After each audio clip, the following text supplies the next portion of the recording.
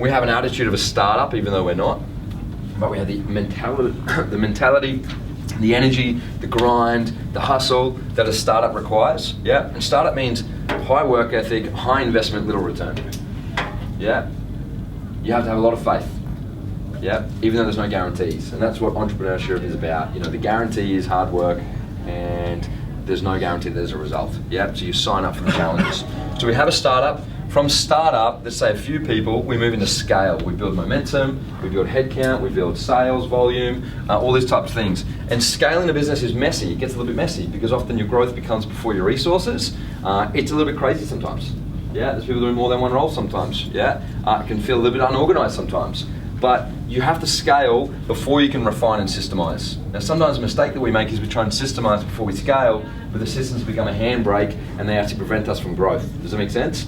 So you need to be willing to be a little bit messy. Startup, scale, grow, grow, grow, grow. It's what we're doing right now. There's going to be some challenges and mistakes along the way. But don't worry, we'll refine it, we'll systemize, we'll put it into structures as we go. Yeah.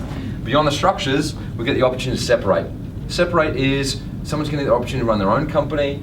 We take on new campaigns, new clients, new territories. We start to separate as a business. And that separation means that certain people have to get out of the way. In this case, for example, it's me.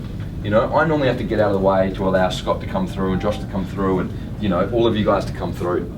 Yeah, my ability to separate comes down to the strength of the systems that we put in place along the way. If we have poor systems and structures for people to learn how to run a business and I get out of the way, well, there's a risk that they're going to fail. Does it make sense? Which is why we talk about, if you'd like to be your own boss here, we will give you our business operating systems and structures that you can take and you can replicate yourself. I'll give you everything that I've ever done you can have.